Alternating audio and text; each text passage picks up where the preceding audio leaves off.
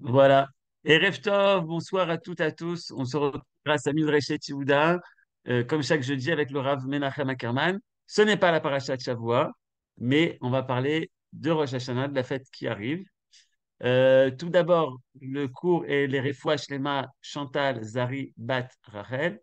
Mais surtout, on a un gros problème cette année, c'est qu'on attend tous le shofar, qui est la mitzvah de Rosh Hashanah, la mitzvah de la Torah, mais les Chachamim en ont décidé autrement parce qu'on fera le chauffard pas 2 jours, mais un seul jour. C'est le thème du cours et c'est vraiment une question centrale. Le chauffard, quand Rosh Hashanah tombe à Shabbat, il y a des endroits où on fait, des endroits où on ne fait pas. Bref, il y a un côté halakha. Et j'imagine que le Rav Ackerman, tu vas nous dévoiler aussi l'idée profonde qui se cache derrière tout ça. Bechavod Arav. Yofi Todaraba Johan, en effet, ça fait partie du programme. Alors bonjour à tous ceux qu'on voit, il y a une partie que j'ai déjà saluée, Yosef et Menachem aussi. Et en effet, on va tout de suite commencer avec, avec cela. Alors je prends si vous voulez, le texte comme d'habitude. Et pour commencer, on peut commencer tout d'abord par Refoua Shlema, je crois que c'est mieux. Tu as dit, et aussi quelqu'un a envoyé, il a demandé qu'on fasse les Refoua Shlema chez Hillel Bar Livnat, ou Hallel, je ne sais pas si c'est Allel, Allel Bat Livnat. Hallel Bat Livnat. Tov, בסדר. Et ensuite, Lavdil Legamre, Leilou Nishmat Dina Bat Avraham, c'est la mère de Nadine, qui est dans les Shloshim encore, et Victor Chaim Behar Ben Duna, tout ça c'est les Nishmat, Olga Fagi Batlev, Yvonne Sarah Batfani, Claude Moshe Ben Adel, tout ça c'est des gens qui sont liés avec les participants fidèles, on pourrait dire, des Shiurim, et aussi Arav Yoshua Rachamim Ben Avram Dufour, les Nishmat Imimorati Daïta Bat Arav Yoshua Levi, et aussi, je ne l'ai pas marqué, mais notre Chayal Boded qui a été enterré cette semaine, et de même que Am Israël c'est Idgayes pour participer à son enterrement, de même nous on peut être Midgayes pour que notre Limut Torah soit aussi le Ilou Nishmato, et dans son cas aussi le Nikmat Damo, puisque ou met al Kiddush Hashem. Alors maintenant on peut commencer le Shiur. Rosh Hashanah Shechal Yod Beshabbat. Le Shiur, alors je l'avais appelé, mais c'est pas passé dans les titres envoyés, le chauffard du Shabbat ou le chauffard du dimanche.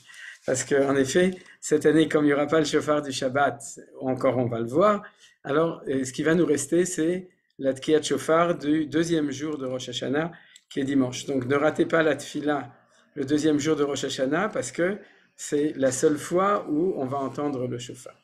Alors donc, cette question-là, de qu'est-ce qui se passe quand Rosh Hashanah tombe Shabbat, est une question historique et qui a été traitée dans la Mishnah déjà. Et quand on parle de Mishnah, donc on parle de l'époque du temple. C'est-à-dire déjà à l'époque du deuxième temple, bien entendu toujours avant, mais avant on n'a pas les sources, sauf si on a des sources tanachiques de la Bible, mais sur ce sujet il n'y a pas de source, si ce n'est l'enseignement des Chachamim qui ont appris des versets de la Torah. Qu'est-ce qui se passe lorsque Rosh Hashanah tombe Shabbat? Est-ce qu'on peut sonner du shofar ou non? Vu que sonner du shofar, c'est quand même faire de la musique. Je ne rentre pas dans les détails de la halakha, ça c'est pas le sujet dont je vais traiter, et que en plus les chachamim s'inquiétaient du fait que si on sonnait du shofar, on risquait de porter le shofar dans Reshut Harabim, c'est-à-dire dans la rue, pour aller y sonner ou pour aller apprendre chez un rab, etc. Et donc il y a une xéra qui s'appelle la xéra de Rabbah, la xéra d'un rab qui s'appelle Rabbah, mais en fait qui témoigne d'une xéra ancienne puisqu'elle existait déjà à l'époque de la Mishnah et du Temple, de ne pas sonner forcément pendant Shabbat pour ne pas transgresser l'interdiction de transporter dans la rue pendant le Shabbat. Voilà. Donc, vous voyez que c'est un problème, et c'est un problème a priori compliqué, puisque de nos jours, comme je vous ai dit, on ne va pas sonner du shofar le Shabbat. C'est-à-dire cette année, le premier jour qui est la sonnerie du shofar Minatora, de Horaïta, on ne va pas l'avoir. Le deuxième jour, lorsqu'on va faire la mitzvah, c'est une mitzvah midérabanan, c'est-à-dire par décret rabbinique, et on va le faire, on va sonner du shofar Yom Rishon, mais l'ouverture de l'étude est que en fait, on va perdre la mitzvah Minatora, puisque on va pas du tout sonner le premier jour, donc personne ne va pouvoir réaliser la mitzvah de la Torah de sonner du shofar. Vous vous rendez compte? Donc c'est quelque chose qui est extrêmement, je dirais, d'un côté qui est dommage, qui est soucieux, et du coup, on est intéressé à se demander comment ça se fait que les Chachamim n'aient pas trouvé de solution pour qu'on puisse sonner du shofar Shabbat. Vous comprenez? Si c'est une mitzvah minatora de sonner du shofar Shabbat, comment ça se fait que on va pas pouvoir en sonner cette année? C'est-à-dire chaque fois que ça tombe Shabbat, c'est quelque chose qui arrive de temps en temps, une fois tous les, je sais pas, en moyenne peut-être tous les 6, 7, 8 ans, c'est assez rare. Mais en tout cas, j'imagine que vous vous souvenez que c'est déjà arrivé, et il y a longtemps. C'était vraiment il y a longtemps la dernière fois. Tafshin, Aïn, je pense que ça fait une dizaine d'années. Top. Alors donc, pour commencer l'étude, on va étudier vraiment la Mishnah Maseret Rosh Hashanah, chapitre 4, c'est la première Mishnah, du chapitre 4, Daf, page 29, folio B. Alors il est marqué comme ça dans la Mishnah, Yom Tov shel Rosh Hashanah, shechal yot b'Shabbat, b'amigdash ayutokim, avalo b'Medina. Mi shecharav bet amigdash etkin Rabbi Yochanan ben Zakkai, sheyutokim b'chol makom sheyesh bo beddin. Traduction en français, nous remercions l'édition de Steinsaltz et surtout Eliakim Simsovitch qui m'a permis d'utiliser cette traduction parce que sinon on n'aurait pas de référence, en tout cas pour pouvoir étudier en français. La Mishnah dit comme ça, quand le jour de fête de Rosh Hashanah tombait un Shabbat, on sonnait du shofar au temple, mais pas dans le reste du pays. Après la destruction du temple, Rabban Yochanan ben Zakkai l'instaura en tout endroit où se trouvait un tribunal. Donc vous connaissez Rabbi Yochanan ben Zakkai. Historiquement, c'était le premier président Nassi du Sanhédrin après la destruction du temple à Yavne.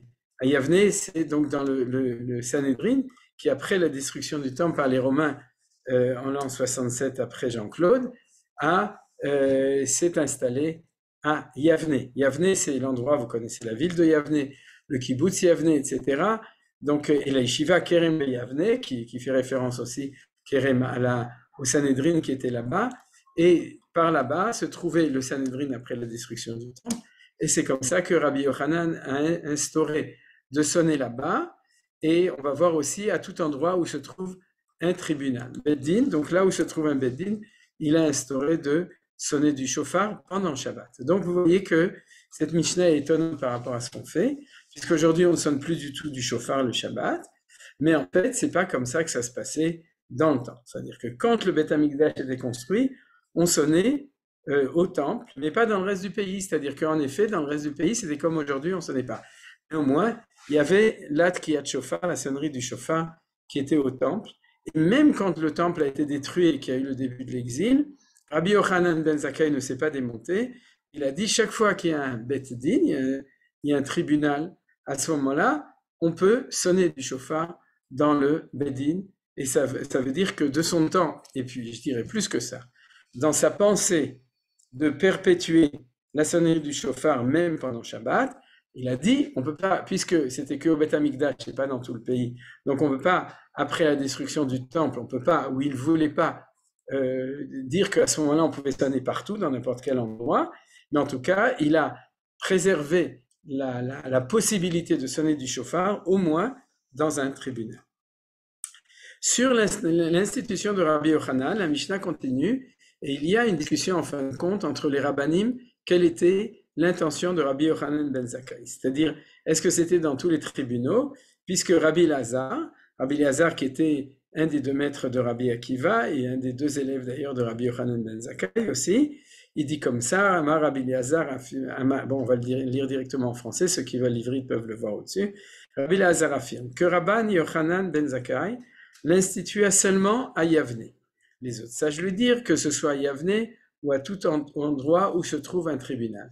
La Gemara explique que la discussion c'est de savoir, est-ce que l'institution de Rabbi Yochanan c'était uniquement au Sanhédrin, c'est-à-dire le grand tribunal de 71 membres, le tribunal, là, c'est la Knesset, c'est-à-dire aujourd'hui, je l'avais déjà expliqué, c'est pas la haute cour de justice, c'est la Knesset, puisqu'il y avait aujourd'hui, la Knesset c'est 120 membres, comme à l'époque du Sanhédrin, de Anshe Knesset Agdola au moment de Shivat Zion, mais normalement il y a 70 ou 71 membres, et donc, est-ce que Rabbi Yochanan ben Zakkai n'a institué, quand le temple a été détruit, que à Yavne, l'opinion de Rabbi Elazar, ou dans n'importe quel tribunal, même de 23 membres ou de 3 membres, ça dépend, c'est une discussion, tout d'abord dans la Gemara, et ensuite entre les Rishonim, c'est-à-dire les commentateurs, les grands commentateurs de la Gemara, ultérieurs à la Gemara, pour savoir, quand on dit dans n'importe quel tribunal, jusqu'à combien on peut descendre dans la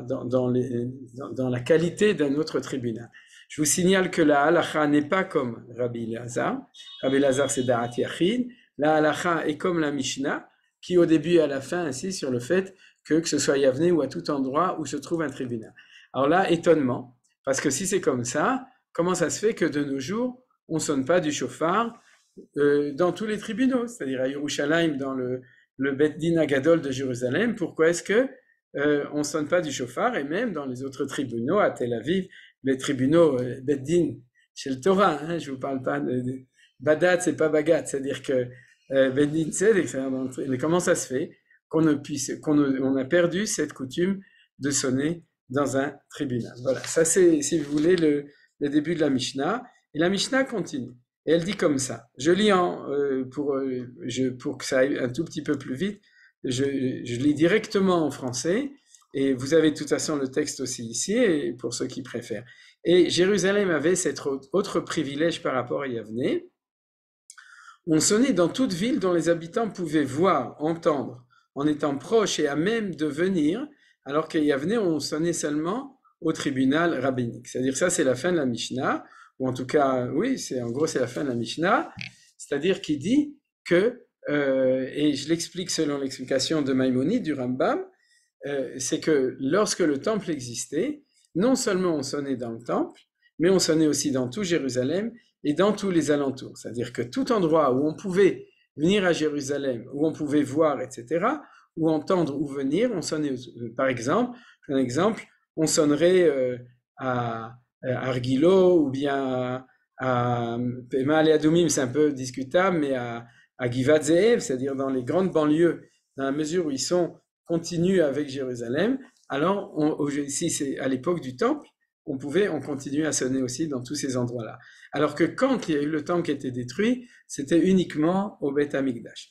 Alors, la question pourquoi c'est comme ça, on peut très bien le comprendre. C'est-à-dire que l'intensité de la Kedusha, de la sainteté du Mikdash, s'est penchée sur tout Jérusalem et sur tous les alentours qui étaient suffisamment près. Il y a d'autres explications, mais en tout cas, c'est ça qui explique qu'il y a une différence entre la sonnerie au Beth Amikdash et la sonnerie après la destruction à Yavne. C'est-à-dire que quand c'était à Yavne, ceux qui voulaient entendre la sonnerie de chauffard, ils devaient venir dans le Sanhedrin. Vous imaginez, le Sanhedrin, c'est un parlement. C'est-à-dire, comme ça marquait Kerem Beyavne, c'est-à-dire qu'ils étaient assis comme aujourd'hui, en rang, c'est-à-dire sûrement aussi, oui, en rond comme ça, différents rangs, comme n'importe quel parlement aujourd'hui.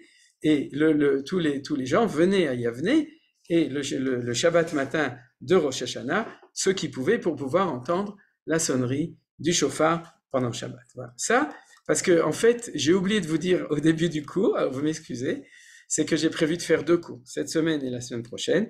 Et comme a dit Johan, aujourd'hui le cours est historique, avec certaines conclusions, mais qui sont moins approfondies au niveau de la pensée, qui sont plutôt la description le côté historique de la chose, l'analyse.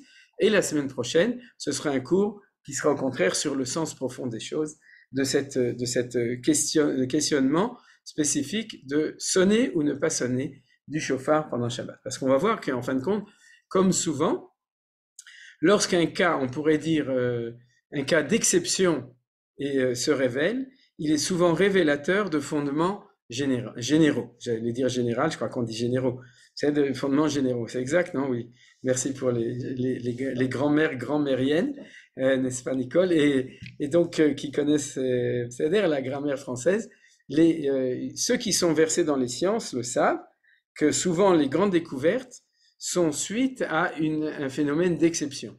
C'est quelque chose qui est tout à fait, tout d'un coup, on voit un petit cas complètement hurluberlu dans un cas tout à fait en dehors de tout, et c'est ça qui amène à développer des théories générales, je pense en physique par exemple de la théorie quantique ou la théorie de la relativité, ont été découvertes avec des cas tout à fait d'exception, et c'est un petit peu au niveau de la Kedusha la même chose qu'on voit ici.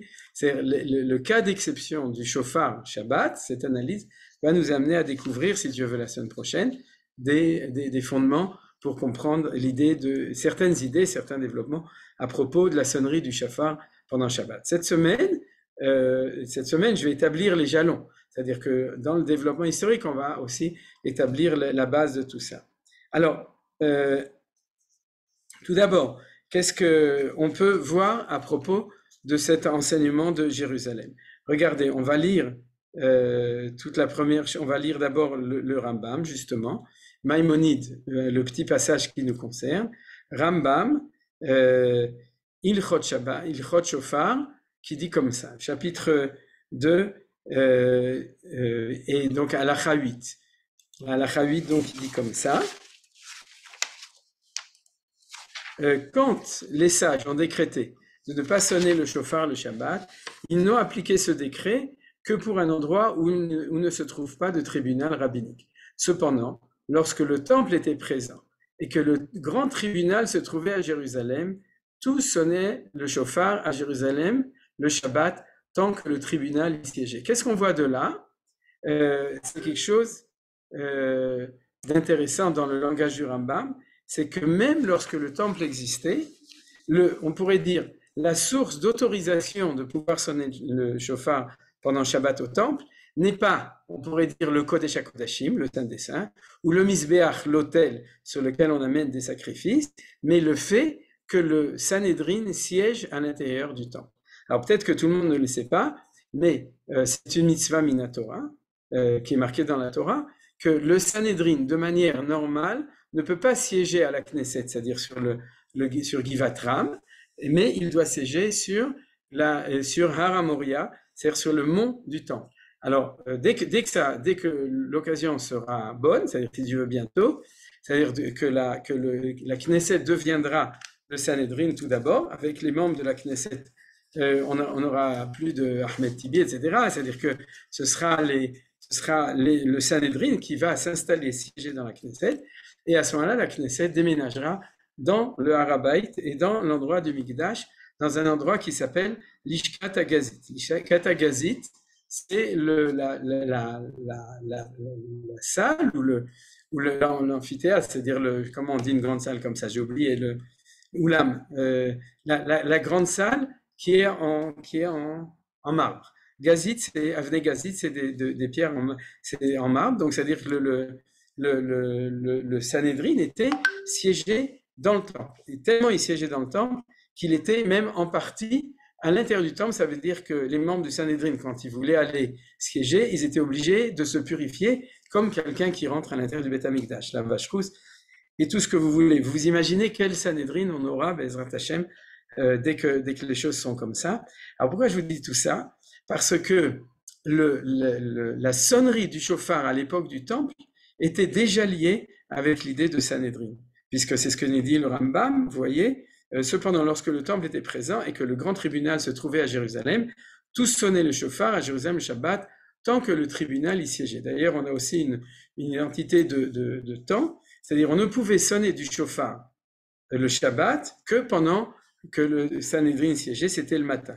C'est-à-dire quelqu'un qui se serait levé trop tard ou qui n'aurait pas eu de shofar ne peut pas sonner du shofar l'après-midi à l'époque du Beth Amikdash. Il pouvait sonner, comme on a dit, dans tous les environs, mais seulement à l'heure où le Bedin siège. Alors, on va développer cette idée, c'est quelque chose qui est absolument étonnant. Quel est le rapport entre la session du Bedin, le fait que le Bedin siège, et la mitzvah de sonner du shofar? C'est déjà ce que je vous disais, c'est que bien que cela, c'est une loi qui est pour Shabbat, mais en fin de compte, c'est vrai de manière générale, sans doute. C'est-à-dire qu'il y a un lien profond, même les années où Rosh Hashanah ne tombe pas le Shabbat, mais un autre jour de la semaine, il y a sans doute, et ce sera le sujet de la semaine prochaine, il y a sans doute un lien profond entre le fait qu'il y a le Sanhédrin dans le temple et le fait qu'on sonne du shofar à Rosh Hashanah. Le Sanhédrin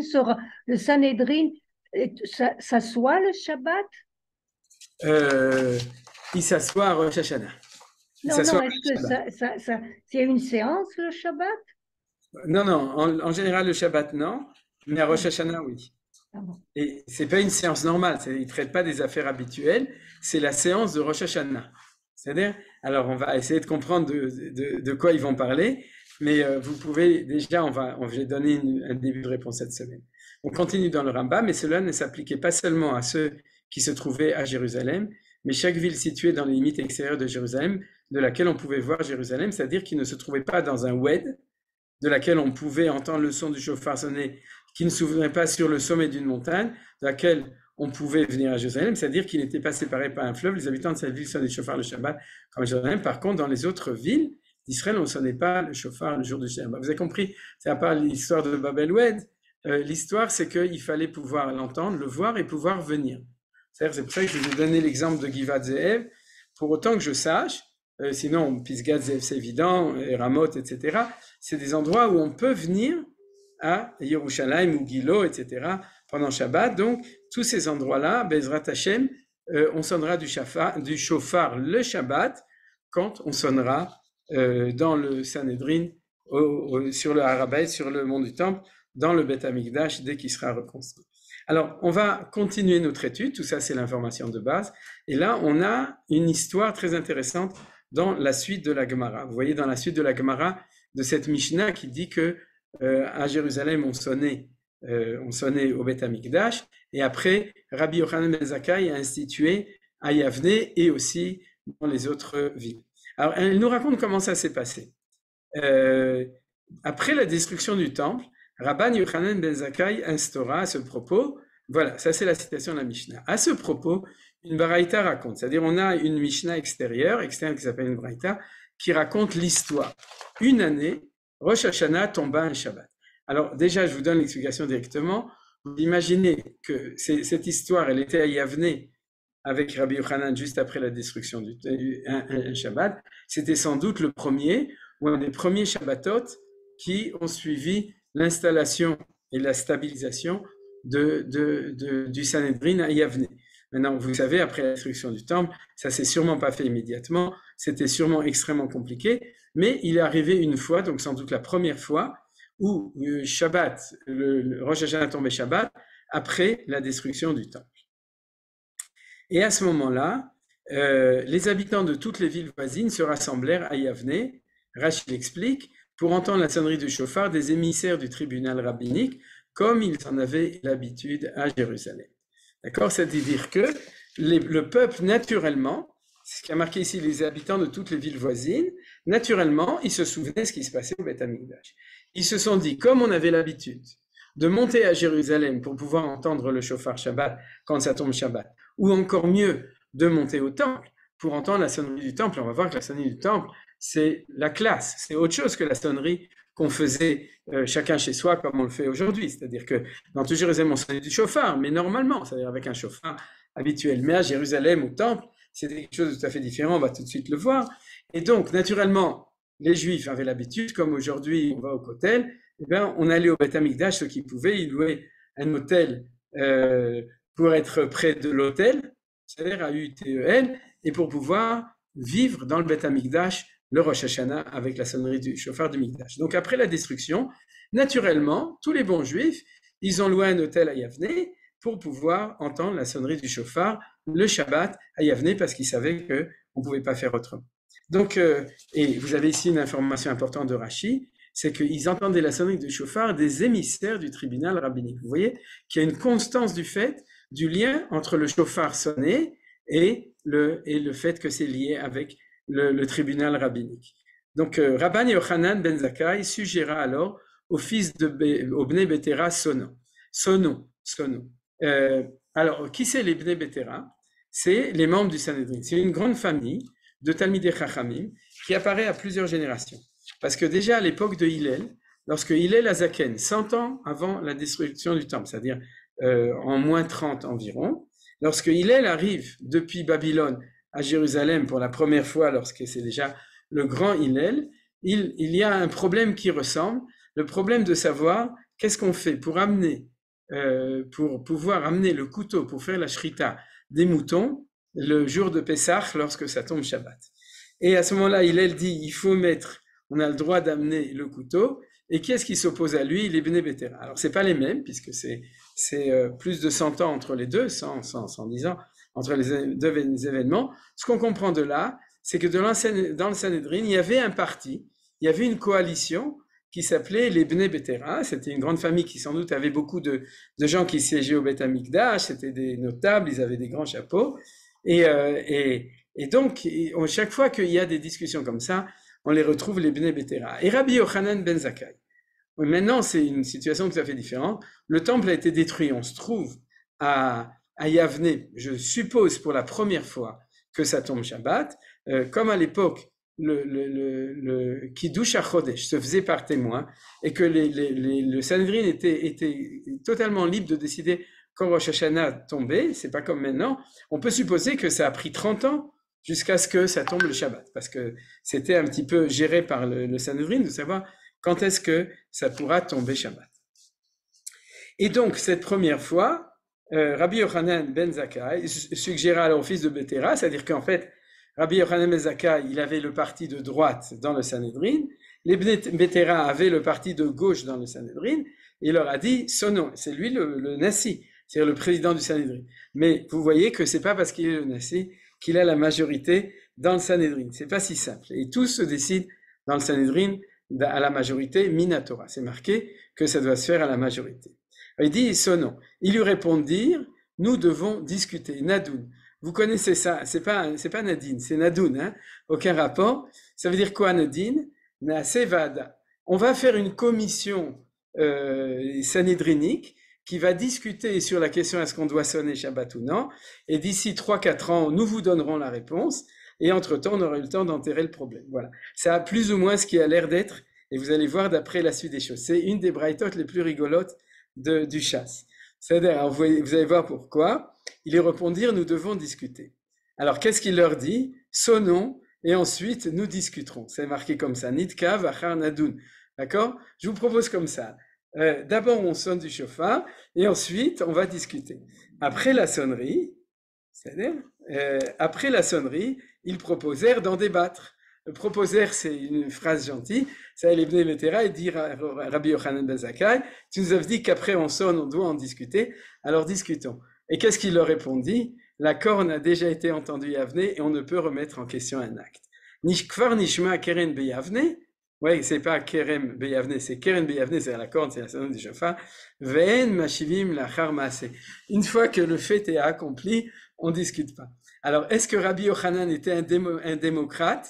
Sûrement pas. Est-ce qu'il était un fin politicien? Sûrement. Alors, pourquoi il a fait les choses comme ça? Vous voyez, c'est la fin de l'histoire.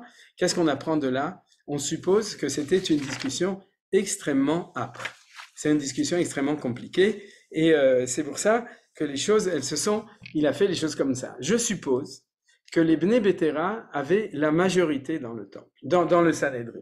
Ils avaient la majorité, parce que si Rabbi Yochanan ben Zakkai avait eu la majorité, il n'aurait pas eu besoin de faire ça. Ils avaient la majorité, et donc il a usé d'un stratagème extrêmement sympathique pour imposer la sonnerie du chauffard quand Rosh Hashanah tombe Shabbat. Et on a vu à posteriori dans la Mishnah qu'une fois qu'il a réussi à imposer, puisque c'est cette takana qui est marquée dans la Mishnah et qui a été décidée par le Rambam, donc qui a à force de loi, que dans le Ayavne, et ensuite, puisque ça a été fait Ayavne comme acte de jurisprudence, c'est-à-dire comme acte de jurisprudence, ça a été aussi décidé pour tous les tribunaux de cette manière-là. Alors, si vous me permettez, je voudrais analyser cette histoire, parce que cette histoire est extrêmement importante pour nous. Et c'est là que je suis dans l'analyse historique des choses. Tout le monde se souvient, on en a parlé à Tisha B'Av dans le cours houleux que j'ai fait, et dans lequel on a rappelé le fait que Rabbi Yochanan ben Zakkai n'est pas devenu le chef du Sanhedrin, et en fin de compte, quand on parle de Nassi à Sanhedrin, le dirigeant de la nation, du peuple juif après le Khurban, jusqu'à ce qu'il donne sa place à Rabban Gamliel, qui était le descendant légitime de la Shoshel et de la dynastie de Hillel, qui descend de David Amelech, je ne sais pas si vous savez, mais Hillel Azaken, Rabban Gamliel, Rabban Shimon ben Gamliel, Rabbi Yehuda Nassi, etc., sont par dynastie les descendants de David Amelech, et c'est pour ça qu'ils étaient les dirigeants du peuple juif, et ils siégeaient dans le Sanhedrin en tant que Nassi. Maintenant, au moment de la destruction, l'instabilité était tellement grande que ça a pris un certain temps jusqu'à ce que Rabbi Yochanan ben Zakkai réussissent à réinstaurer l'autorité de Rabban Gamliel dans le Sanhédrin. Entre-temps, c'était lui qui dirigeait. Et pourquoi il dirigeait? Parce que vous vous souvenez que c'est lui qui sort de Jérusalem au moment du siège, qui réussit par son stratagème, qui se présente devant Vespasien, Aspasianus Caesar, et qui lui dit « Tu es l'empereur », et l'autre reçoit tout de suite après un émissaire qui arrive de Rome, c'est-à-dire ça prend du temps, parce que pour sortir de Rome, et tous les chemins mènent, mais ne sortent pas de Rome, donc ils étaient installés ensemble au café à Roma, et à ce moment-là, l'émissaire arrive et il lui dit « Aspasianus, Vespasien, tu viens d'être nommé par le Sénat comme empereur de l'Empire romain. » Et à ce moment-là, Vespasien tombe de son siège et dit « Comment toi, Rabbi Yochanan, me le savais, donc tu es prophète ?» Et il lui dit donc « Si tu as des demandes, j'accède à tes demandes. » Et il a dit « Je demande 3 choses. Donne-moi Yavné et ses sages, donne-moi la dynastie de Rabban Gamliel, c'est-à-dire des rois, et donne-moi un médecin pour Rabbi Tzadok. » Alors, on ne va pas du tout parler de ça, vous savez très bien, ce n'est pas le sujet d'aujourd'hui, mais sur les 3 choses, il demande 2 choses essentielles. Il demande que le mishpat, la structure judiciaire, l'institution de la justice du peuple juif puisse continuer. Donc j'ai besoin du Sanhédrin qui va être installé par Rabbi Yochanan ben Zakkai et Yavné. Donc permet que le Sanhédrin continue Teni et Yavné vechachamea, c'est-à-dire qu'on puisse passer à Yavné. Et deuxièmement, que la direction du peuple, c'est-à-dire la royale, Rabban Gamliel puisse aussi continuer. Alors, il faut bien comprendre quelque chose. C'est que Rabbi Yochanan a demandé 2 choses sur les 4 choses qu'il y a dans ce qui dirige le peuple juif, le Melech, le roi, le Shofet, le juge, le Kohen, le prêtre, et le Navi, le prophète. D'accord? Le Navi, en gros, ça fait longtemps qu'il n'y en a plus, mais il y avait quand même la Shrina un petit peu au temple, mais plus beaucoup. Le Kohen, c'est le temple, le culte, et le Shofet, c'est le Sanhédrin, et le Melech, c'est Rabban Gamliel. Or, Rabbi Yochanan ben Zakkai, c'est l'étude que tout le monde connaît, a renoncé au temple pour pouvoir sauver le Sanhédrin et pour pouvoir sauver le Melech, c'est-à-dire Rabban Gamliel, à ce moment-là. Et c'est d'ailleurs la critique qui a été exprimée dans la Gemara qui raconte ça, par Rabbi Akiva et encore énormément de Chachamim, qui ont dit « Pourquoi as-tu renoncé au temple ?» C'est-à-dire c'est une discussion qui de son temps n'était pas fermée et de notre temps est toujours pas fermée. C'est un peu de ce dont j'ai parlé à Tisha B'Av. C'est-à-dire qu'en fin de compte, fallait-il renoncer au temple pour pouvoir sauver ce qu'on pouvait sauver, et c'est énorme, c'est-à-dire sauver la politique et la justice. C'est-à-dire, vous êtes au courant qu'il y a une manifestation aujourd'hui dans cette discussion entre c'est-à-dire la politique qui est de droite et la justice qui est de gauche. Donc en fin de compte, Rabbi Yochanan, lui, il a sauvé les 2. C'est-à-dire, il a sauvé ces 2 choses, mais il a renoncé au Beth Amikdash. Maintenant, je peux supposer que l'histoire qui est racontée ici de la discussion entre les Bnei Betera et entre Rabbi Yochanan est exactement sur cette question. C'est-à-dire que les Bnei Betera, en fin de compte, étaient des gens qui étaient beaucoup plus si vous voulez, dans le fait que le temple a été détruit et donc on ne peut plus rien faire. Pourquoi? Parce que au moment du temple, on sonnait du chauffard dans le temple. Et si le temple n'est plus là, alors tout est fichu, tout est fini. C'est-à-dire qu'après la destruction du temple, le problème était très important. Comment va-t-on instituer un judaïsme pour 2000 ans d'exil? Parce que si le temple est détruit et que tout ça est détruit, en fin de compte, il n'y a plus de sonnerie du chauffard le Shabbat, il n'y a plus de Yom Kippour normal avec les 2 bouquetins, celui qui va à l'Azel, le Sir Lachem, toute la Avodat Hamikdash, il n'y a plus de Pessah parce qu'il n'y a plus de Korban Pessah, et donc il n'y a plus rien en gros. C'est-à-dire qu'il n'y a plus de Sukkot parce qu'on ne peut pas tourner autour de l'autel avec les Loulavim et les Haravot comme ça se faisait, Simchat Bet HaShoeva, donc en fin de compte c'est fichu. Historiquement, c'est ce qui s'est passé au moment du premier temple. C'est-à-dire qu'après la destruction du premier temple, les Juifs exilés en Babylone, ont dit il n'y a plus rien, donc on ne fait plus rien. Il y a une crise terrible au niveau juif au début, c'est-à-dire que les Juifs ont tout lâché quand ils sont arrivés en exil. Et Rabbi Yochanan ben Zakkai, qui se trouve là, c'est qu'il faut instituer un judaïsme post-Mikdash, c'est-à-dire après la destruction, et il sait qu'il est critiqué par une grande partie du Sanhédrin, parce qu'une grande partie du Sanhédrin qui lui reproche en fin de compte, d'avoir effacé la mémoire du Sanhédrin, la mémoire du Beth Amikdash, pardon. Et lorsqu'il propose de sonner à Yavne, il se fait encore plus attaquer. Pourquoi? Parce qu'ils lui disent, tu es un réformé. Tu veux instituer une sonnerie du chauffard pendant Shabbat, alors qu'on n'est pas au Beth Amikdash. De nouveau, tu as renoncé au Beth Amikdash. Vous avez compris la question? Et ça, c'était les Bnei Betera. Parce qu'ils leur ont dit, il n'y a pas de Beth Amikdash, il n'y a pas de sonnerie du chauffard. On attendra la reconstruction du Beth Amikdash. On ne fait pas de simagré. On ne fait pas semblant de faire comme si on était au Beth Amikdash. Et là, Rabbi Yochanan est très embêté. Il est très embêté parce que lui, il a une autre manière de concevoir les choses. D'accord, le Beth Amikdash est détruit. D'accord, mais il reste le Sanhédrin. Il reste le Rosh HaSanhédrin, et ce qu'on pouvait faire au Beth Amikdash, eh bien on va le faire. Ce qu'on faisait au Sanhédrin lorsqu'il était à l'Ishkat Agazit, c'est-à-dire dans le Beth Amikdash, eh bien le Sanhédrin est Yavne, on va sonner à Yavne. C'est-à-dire, vous comprenez? Et il est en opposition, on suppose d'après l'histoire, avec la majorité du Sanhédrin. C'est-à-dire il a dû utiliser un stratagème anti-démocratique, c'est-à-dire contre la majorité, contre ceux qui sont fidèles à la mémoire du Beth Amikdash et qui sont contre les réformes entre guillemets, de Rabbi Yochanan ben Zakkai, pour pouvoir faire ça. Or, en fin de compte, c'est une grande discussion. C'est-à-dire que la difficulté, lorsqu'on passe d'un temps à un autre, c'est une très grande difficulté. Comment rester fidèle à la mémoire du Beth Amikdash et en même temps permettre de continuer le judaïsme dans une autre situation? Je dirais de passer du temple à la synagogue. Vous comprenez? C'est-à-dire de passer d'un judaïsme de temple. Et pourquoi l'étude est tellement importante? Parce que de nos jours, on a aussi des intégristes de l'exil. C'est-à-dire que quand on leur dit « passons au Beth Amikdash », on a des Bnei Betera qui vont nous dire « non, non, non, on va rester dans la synagogue, il faut rester fidèle à la synagogue d'exil ». Vous comprenez? On ne peut pas recommencer à faire le Beth Amikdash. C'est pour ça que je pense que ce cours qu'on étudie au niveau historique est extrêmement important. Parce qu'il nous décrit la situation extrêmement difficile de comment, en fin de compte, passer dans une situation complètement différente, et que l'histoire, Rabotai, Historia Choseret, c'est-à-dire que l'histoire se répète, sauf qu'il y a une grande différence. C'est beaucoup plus difficile et beaucoup plus triste de descendre du Mikdash à la synagogue, et c'est beaucoup plus joyeux de remonter de la synagogue au Beth Amikdash.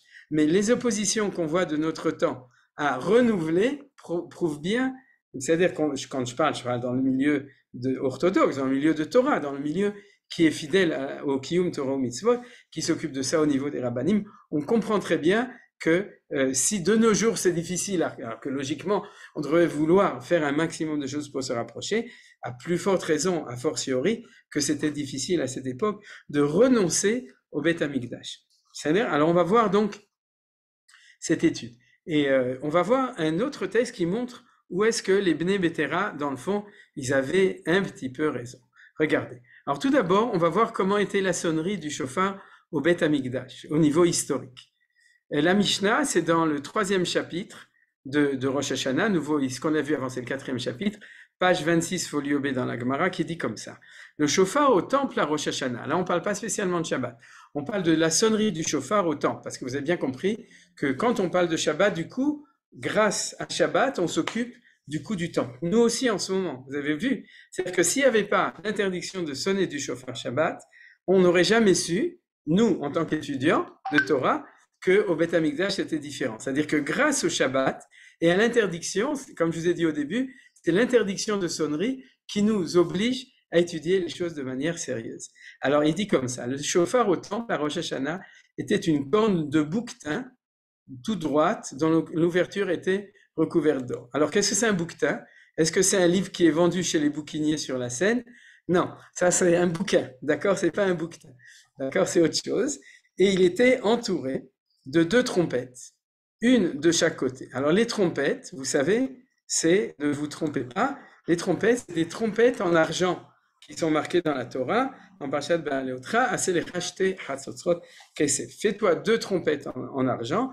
Et au Beth Amikdash, on sonnait tous les jours, tout le temps, on sonnait avec les trompettes. Même pour annoncer Shabbat, on sonnait. Sur les korbanot, on sonnait Simchat Bet HaShoeva, si Dieu veut, à Sukkot, on sonnait. La sonnerie du chauffard était prolongée et celle des 2 trompettes écourtée, puisque l'obligation du jour doit être accomplie par son intermédiaire. C'est autant au niveau de la sonnerie que de la manière dont ils étaient installés dans le Beth Amikdash. alors il y avait le chauffard était la pièce centrale. Donc les deux trompettes sont à droite et à gauche, et quand on sonne, la trompette, quand on dit tkiya, la trompette elle fait un tout petit truc, et le chauffard il fait une tkiya. C'est-à-dire qu'au début on entendait le concert de deux trompettes et d'un chauffard, et puis au bout de 2 secondes, on n'entendait plus que le chauffard, puisque l'obligation du jour d'être accomplie par son intermédiaire. La même chose pour les shvarim, c'était aussi comme ça. Regardez, merci pour le Machon Amigdash, qui nous permet de reconstituer comment ça se passait. Voilà, vous avez une photo prise en direct de la sonnerie du chauffard, que ce soit le Shabbat ou pendant la semaine, au Beth Amikdash, quand le Beth Amikdash existait. Vous voyez, c'était comme ça. Vous avez 3 Kohanim, ils sont habillés comme des Kohanim. Les 2 trompettes sont ici. Vous avez la porte ici du Mikdash qui est ici, les escaliers sur lesquels ils sont, Char HaMizrach, c'est-à-dire le char Nicanor, la porte de Nicanor, et les 3 Kohanim qui sonnent ici, et le chauffard au milieu, c'est un chauffard, vous remarquez, qui est beaucoup plus droit. Pourquoi? Parce que quand il y a marqué ici que c'était chez Yael Pashut. C'est quoi Yael Pashut? C'était Yael, c'est un bouquetin, mais en fait, vous savez mieux. Le Yael, c'est ce qu'il y a à En-Gedi. Vous voyez, vous avez ici, je vous en ai montré un, il est pas si droit, mais normalement il est droit. Si ça se trouve, j'en ai vu chez un fabricant de chauffarot à Tel Aviv, j'ai vu des Yaelim qu'il a fait et qui sont tout droits. C'est-à-dire qu'ils sont vraiment droits pratiquement, et c'était comme ça au Beth Amikdash. D'ailleurs, de ce point de vue-là, la photo, vous voyez, n'est pas très fidèle parce qu'ils lui ont fait un petit tournant ici, et normalement, il doit être complètement droit, et aussi fait d'une corne de bouquetin. Pourquoi? Parce que le chauffard du bélier est naturellement complètement tordu, c'est-à-dire kafouf, c'est-à-dire recourbé, et la corne du yael, du bouquetin, ce qu'on appelle en français, elle est naturellement beaucoup plus droite. Alors, pas complètement droite, mais un beau yael, il est pratiquement droit, et vous imaginez au Beth Amikdash, ça devait faire presque 1 mètre de hauteur avec le plus beau, etc. Et c'est comme ça qu'on sonnait au chauffard. En plus, qu'est-ce qu'il y avait encore? C'est que Piv Metsu Pezahav, c'est-à-dire qu'il était couvert d'or, sauf l'extrémité où on sonne, parce qu'il faut sonner dans le chauffard et pas dans l'or, mais il était donc c'était complètement différent de ce que nous on connaît. Un autre chauffard recouvert d'or avec 2 trompettes des 2 côtés, et quand ça tombait Shabbat, exactement la même chose. Et il y a marqué dans la suite dans la Gemara, mais dans tout le territoire. Là où il y a la sonnerie des trompettes, on n'utilise pas de chauffard, et là où il y a le chauffard, on ne sonne pas de trompette. Alors, vous me direz, quand est-ce qu'il y a des trompettes sans chauffard en dehors du Beth Amikdash? Oui, lorsqu'il y a des ta'aniot, des jeunes à cause de malheur, on sonnait de la trompette, et il y a sûrement des gens qui ont déjà vu la sonnerie des 2 trompettes au Kotel, lorsqu'il y a des jeunes, ou bien cette année, à Yom Ha'atzmaut le soir, pour la première fois, je crois en tout cas, on a sonné des 2 trompettes au moment du Hallel de Yom Ha'atzmaut et Bezrat Hashem les années suivantes.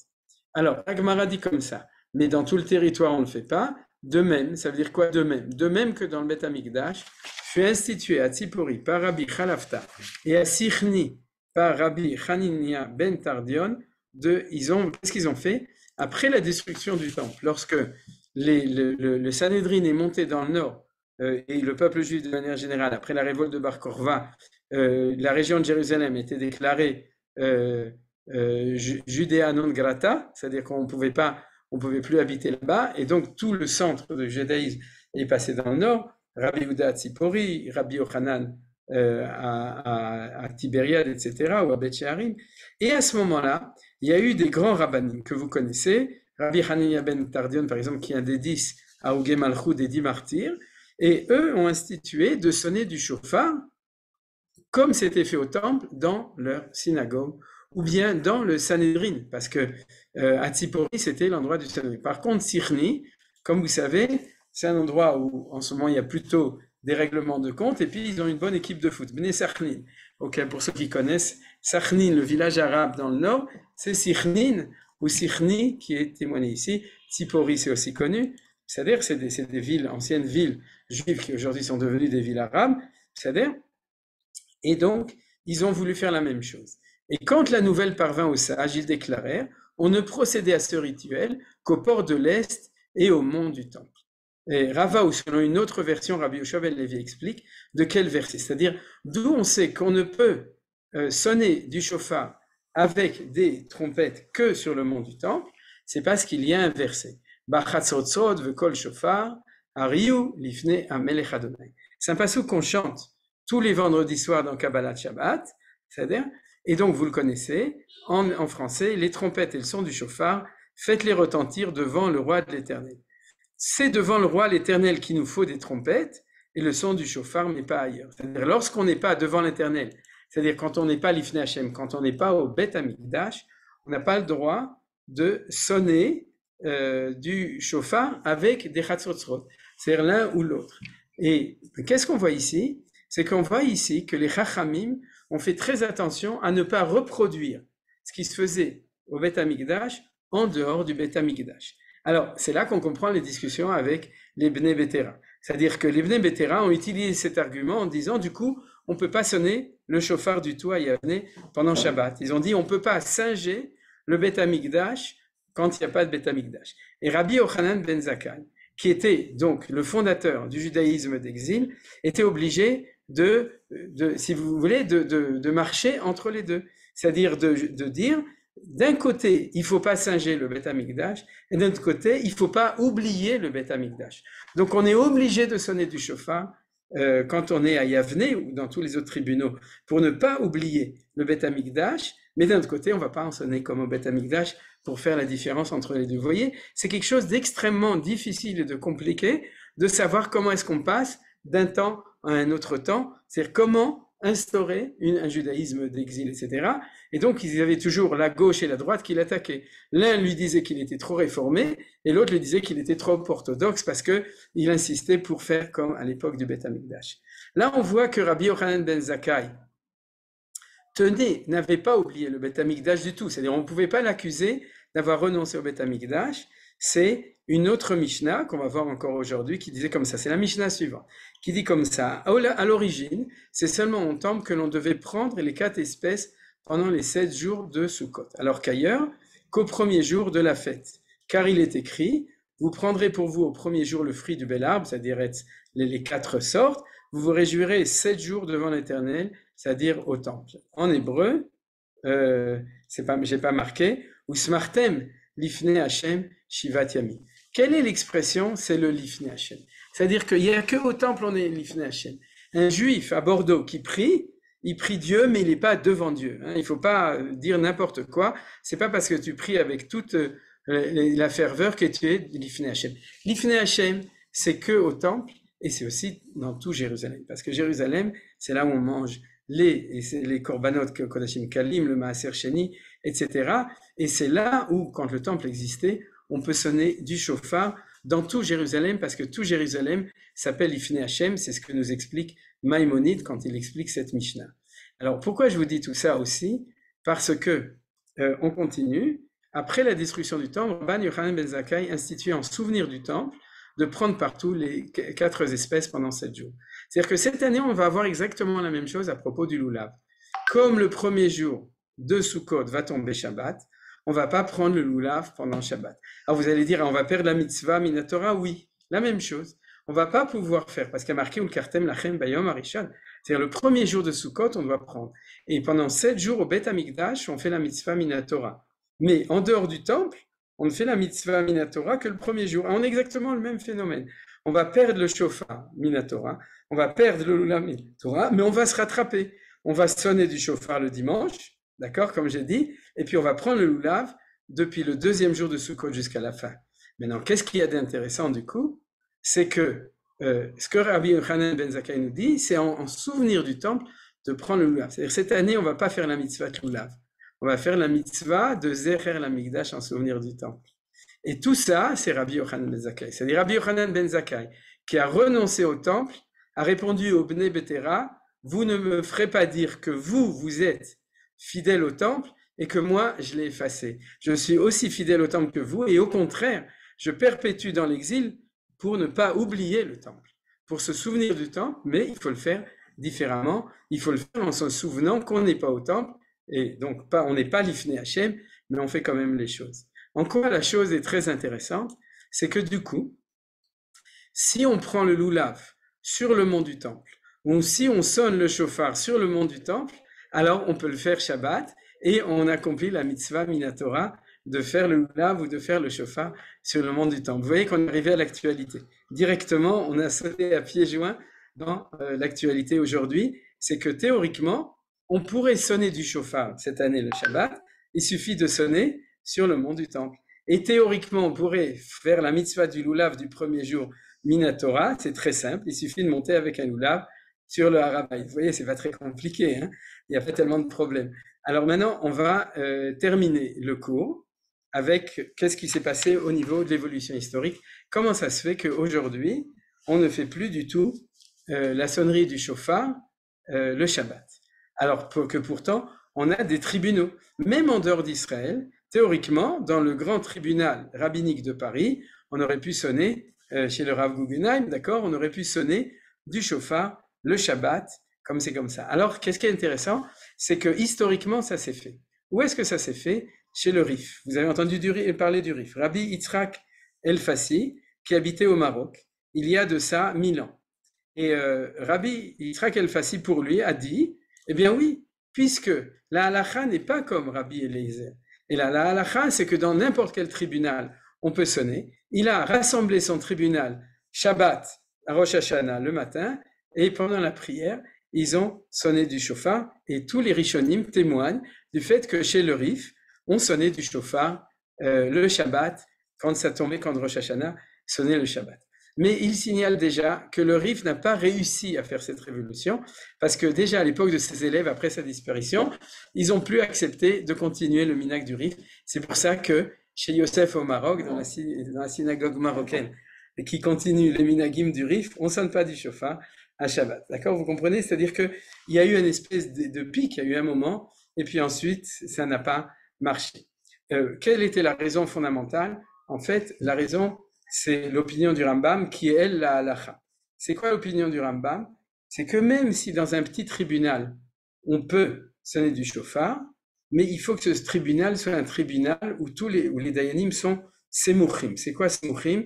Qu'ils ont reçu l'ordination depuis Moshe Rabbeinu, etc. Or, depuis 1700 ans, la smicha a disparu. C'est pour ça que c'est extrêmement compliqué. Une fois, j'en ai parlé, puis je pourrais faire un cours aussi, si vous voulez, sur comment est-ce qu'on ferait pour réinstaurer un Sanhedrin de notre temps. Il y a une très grande difficulté, c'est que pour avoir un Sanhedrin, il faut que les membres du Sanhedrin soient smuchim, c'est-à-dire on leur met les mains. Et qui peut le faire? Quelqu'un qui est samour de la génération d'avant, qui a reçu de la génération d'avant. Comme depuis 1700 ans, il n'y a plus de smicha, théoriquement, il y a impossibilité de renouveler le Sanhedrin. Comment on résout le problème? C'est un autre sujet, mais c'est possible de le faire parce que vous savez qu'à l'époque de Tzfat, Marie Bérav, Rabbi Yosef Karo, le Hari Akadosh, ils ont refait un Sanhedrin, mais comme avec l'histoire du Rif, ça n'a pas continué. Alors donc, à cause de ce problème, même si on a des tribunaux, comme on n'est pas smuchim, il y a eu interruption, alors, et que le Rambam fixe comme condition sine qua non pour pouvoir sonner du shofar, que ce soit un tribunal authentique, c'est-à-dire donc c'est pour ça qu'on sonne plus de shofar de nos jours.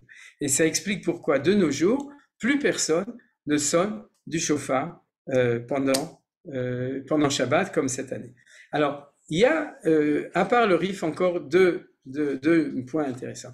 Le premier point, c'est qu'en 1882, c'est-à-dire qu'il y a de ça environ 150 ans, est arrivé à Yerushalayim, où était habité à Jérusalem, un Talmid Chacham qui s'appelait Rav Hillel Yeffe Schlesinger.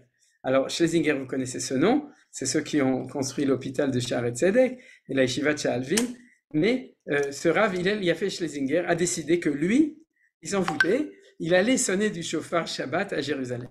Pourquoi il allait sonner à Jérusalem? Pour combiner deux choses. L'opinion du Rif qui dit que si on a un tribunal, même s'il n'est pas samour, on peut le faire, donc il a rassemblé un tribunal. Deuxièmement, le faire à Jérusalem, parce qu'à Jérusalem, d'après Rambam, on peut sonner puisque c'est l'extension du temple, c'est l'Ifnei Hashem.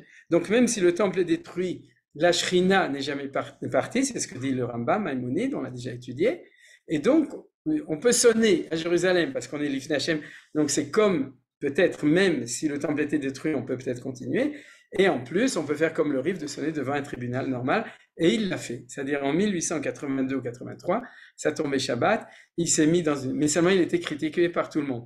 Pourquoi il était critiqué par tout le monde? Parce qu'on lui dit, comment tu peux sonner du shofar alors qu'on l'a jamais fait, et que tu te bases sur une opinion minoritaire par rapport au Shulchan Aruch, qui a dit qu'on ne sonne plus du chauffard. Vous comprenez? Alors vous voyez déjà les Bnei Betera dans l'autre sens. C'est-à-dire que c'était le premier Nitsa, le premier bourgeon d'une volonté de réinstaurer, depuis qu'on est revenu à Jérusalem, en Eretz Israël. Alors la deuxième histoire, c'est que en ce moment, il y a une demande de ceux qui montent sur l'Har HaBaït de pouvoir sonner du chauffard tous les années, tous les ans, c'est-à-dire de pouvoir sonner du chauffard sur l'Har HaBaït, et spécialement cette année, parce que cette année, ça nous permettrait de sonner du chauffard à Shabbat. Maintenant, si vous me dites, mais non, il n'y a que dans le temple, non, parce que je vous rappelle cette histoire-là, où ils ont voulu sonner du chauffard à Sirnin, vous vous souvenez,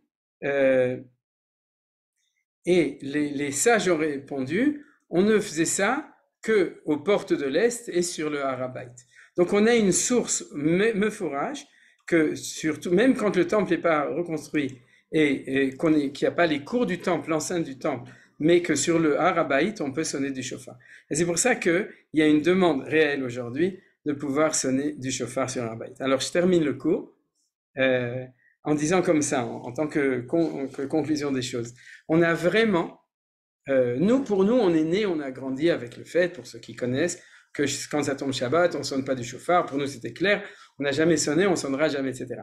On a complètement découvert que ce n'est pas du tout vrai, c'est erroné. Et notre opinion est une opinion qui est le produit de 2000 ans d'exil.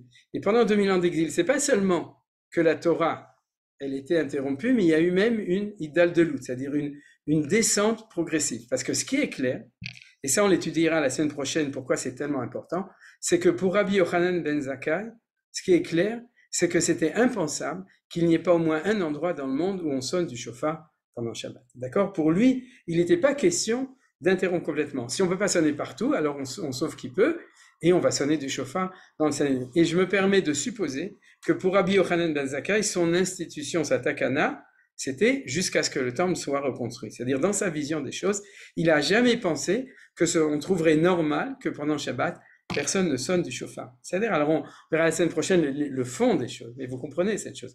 Pour lui, c'est clair que si le Sanhédrin n'est plus dans le temple, là où est le Sanhédrin, on va sonner Ad Biat Meshiach Tzidkenu, jusqu'à le Mashiach vient et qu'on puisse retourner dans le Beth Amikdash pour sonner du chauffard, on va sonner. Et puis, il y a eu ce qu'il y a eu, 2000 ans d'exil. Et plus l'exil avançait, et plus le judaïsme est devenu pauvre. C'est-à-dire, c'est appauvri de toutes choses, et du coup, il n'y avait plus de chauffard à Rosh Hashanah quand ça tombait Shabbat. Alors, c'est vrai qu'on sonne les autres jours, mais c'est un des signes, comme énormément de choses. Il n'y a plus de Sanhédrin, il n'y a plus de Smuchim, il n'y a plus de Vacherous, il n'y a plus de dîner, de possibilité de juger les choses, il n'y a plus de Trélet, vous savez, le bleu des tzitzit, etc. Et en fin de compte, on a un judaïsme, malheureusement, qu'on considère un beau judaïsme normal, mais en fin de compte, qui est complètement réduit au niveau de ça. Et là, on a eu un exemple historique, comment est-ce que les choses petit à petit se font, au point où, pour le peuple juif, on a même perdu la mémoire du fait qu'il y avait autre chose. Il fut un temps où il y avait le Beth Amikdash, on sonnait avec des trompettes, c'était une autre sorte de chauffard qui était tout droit, parce qu'il signifie le fait que les tfilotes, elles montent directement jusqu'au ciel. C'est pas courbé, parce que ça veut dire que le juif est courbé, parce qu'il est courbé, vous comprenez? C'est-à-dire que c'est autre chose, il est courbé devant Dieu. Ça, c'est un autre judaïsme, le judaïsme tout droit, Bekomas Kufa, qui se tient tout droit fier, parce qu'on est lié avec Akadosh Baruch Hu au temple. C'est deux choses différentes. Et toutes ces choses-là, c'est une grande histoire. Et dans cette histoire, notre rôle à nous, c'est de savoir que comme Rabbi Yochanan ben Zakkai a su passer du temple en renonçant au temple, c'est-à-dire de manière extrêmement, je dirais, courageuse dans sa manière de penser, mais c'est pas pour autant qu'on efface tout, mais au contraire, on fait tout pour ne pas perdre cette mémoire, et il a su faire le passage plus que les autres. Alors, de notre temps aussi, Bayamim Bazman Azemé dans l'autre sens, où on est revenu en Eretz Israël, on a Yerushalayim, on a le Kotel, et on est en train de reconquérir le Har HaBaït, en tout cas, je parle pas militairement, mais au niveau rouchani, on n'a pas encore le Beth Amikdash. C'est sûr que notre pensée cette année, où ça tombe Shabbat, doit être qu'est-ce qu'on fait pour refaire monter cette pente, effacer cet oubli total de sonner le chauffard pendant Shabbat, d'accord, et revenir à cette réalité pour aspirer en tout cas, et revenir pour le faire. Alors pour terminer, je vous montre une photo extraordinaire que vous connaissez peut-être, regardez, Alors vous allez comprendre de quoi je parle. Vous avez vu?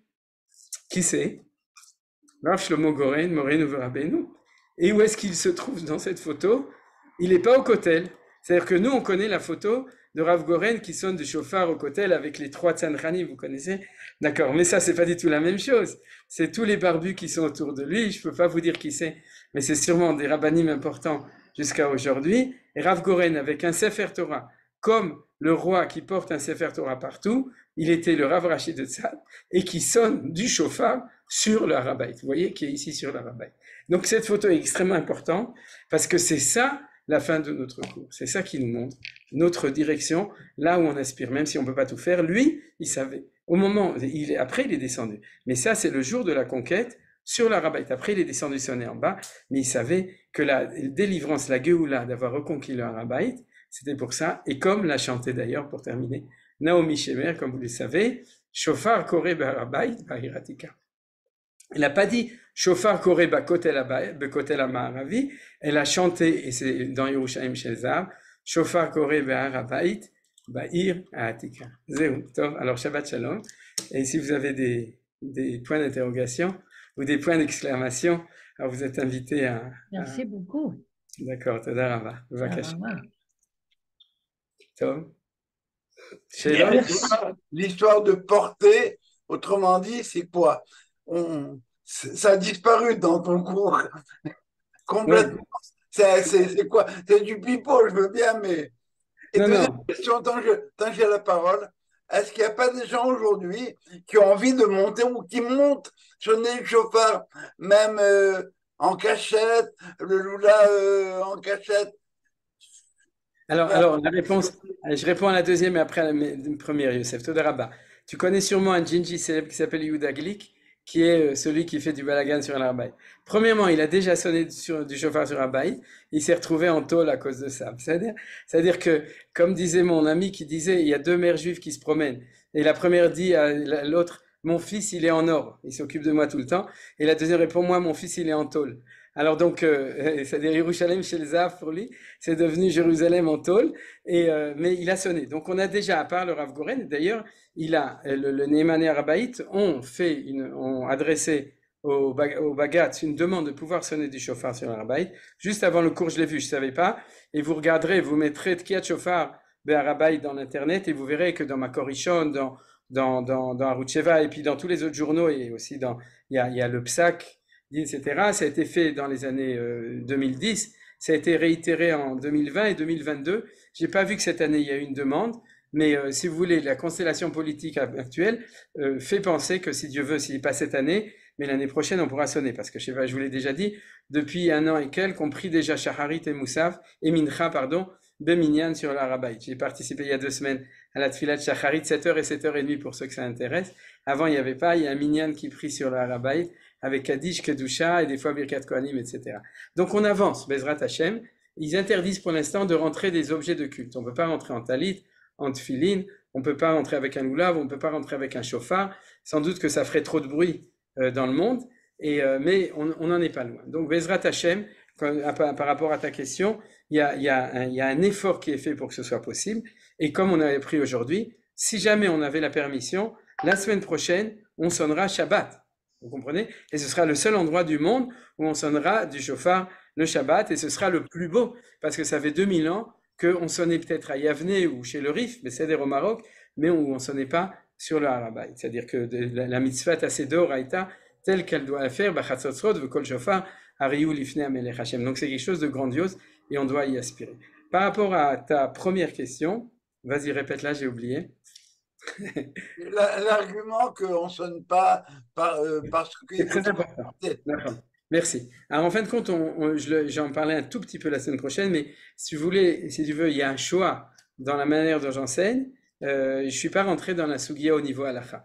Au niveau halakha, ce qui a l'air d'être au devant de la scène, c'est que on ne sonne pas du chauffard à cause du décret qu'on appelle le décret de Rabat, mais qui est bien antérieur, qui est que si vous voulez, l'importance du Shabbat, la gravité du Shabbat fait que les sages ont eu peur de sonner du chauffard, de prendre du loulav ou de lire la Megillah pendant Shabbat, et donc ils ont annulé de facto, d'accord, par interdiction, cela. Maintenant, c'est l'argument a priori d'ailleurs qui va être entendu dans tous les cours en général, qui va expliquer pourquoi on sonne pas. Mais du coup, comme chaque chose, si c'est tellement grave, comment ça se fait qu'à Jérusalem, oui? Comment ça se fait qu'à Yavne, oui? Et comment ça se fait qu'au temple, oui? Et si vous me dites, mais parce qu'il y a que le Sanhédrin, c'est pas vrai, il y a marqué dans la Gemara que quand on sonnait à Yavne, et d'ailleurs sans doute à Jérusalem, du chauffard, une fois que le Chazan, qui était le responsable du Bedin, avait fini de sonner de son chauffard, tous les juifs qui venaient, vous avez vu que tout le monde se rassemblait, ils avaient chacun leur chauffard, là où aujourd'hui nous on met notre pistolet, et puis ils sortaient leur chauffard, et ils faisaient ce qu'on appelle la Tekiya Gdola. C'est la Tekiya Gdola d'origine, c'est encore un autre cours que j'ai jamais enseigné, ce qu'on appelle la Tekiya Gdola à la fin des sonneries du chauffard. À l'époque du temple et de Yavne, c'était une Tekiya où tout le monde sonnait du chauffard en même temps et ça faisait un boucan impossible. C'est-à-dire, c'est ce que les Géonim expliquent, Rabbeinu Hananel, et donc ils amenaient leur chauffard. Ça veut dire que on s'inquiétait pas de la Xéra de Rabbah. Alors le Rambam, Maïmonide, j'ai pas amené le texte, explique pourquoi c'est comme ça, mais la semaine prochaine, si Dieu veut, je vous montrerai qu'il y a d'autres manières de voir les choses. C'est-à-dire que la discussion n'est pas va-t-on porter ou va-t-on pas porter, d'accord? Mais la discussion est qu'est-ce que ça signifie le Sanhédrin et qu'est-ce que ça signifie la sonnerie au Beth Amikdash et à Jérusalem, à Yavne, etc. au niveau d'une sonnerie dans un Bedin. Je vais vous donner, mettre la puce à l'oreille, c'est-à-dire le jour de Rosh Hashanah, il s'appelle quoi? Yom 3. Yom 3 ou bien Yom Adin. Yom Adin. Yom Adin. C'est le jour où Dieu sait siège Yom au HaZikaron. tribunal. Yom Adin. Il y a Yom HaZikaron, Yom 3 et Yom Adin. C'est-à-dire, donc si c'est le jour où Dieu siège sur son siège pour juger, c'est le jour où on va sonner du chauffard pour dire à Dieu, passe du kissé, donc du siège dans le Sanhédrin du Din, sur le kissé Rachamim. Qu'est-ce kissé? C'est le kissé de Rachamim dans le Beddin. Et où est-ce qu'on doit le faire? Dans le Beddin d'en bas, c'est-à-dire dans le Sanhédrin au Beth Amikdash. Vous comprenez la direction que je vais employer la semaine prochaine. C'est quelque chose qui est tout à fait révolutionnaire par rapport à la pensée habituelle, dans laquelle on dit rabat par rabat, il faut porter, il faut pas porter. C'est quelque chose qui est tout à fait différent, qui se révèle grâce à la sonnerie du Shabbat. C'est-à-dire puisqu'il nous oblige à savoir où on peut sonner, où on peut pas sonner. Et c'est sans doute ça que Rabbi Yochanan avait dans la tête quand il a dit ah Yavne, c'est la suite du Sanhédrin, donc là-bas on va sonner. C'est ça qu'on parlera si Dieu veut la semaine prochaine. Quelqu'un veut encore poser une question? Il est chez l'autre? Merci beaucoup. Merci Annette.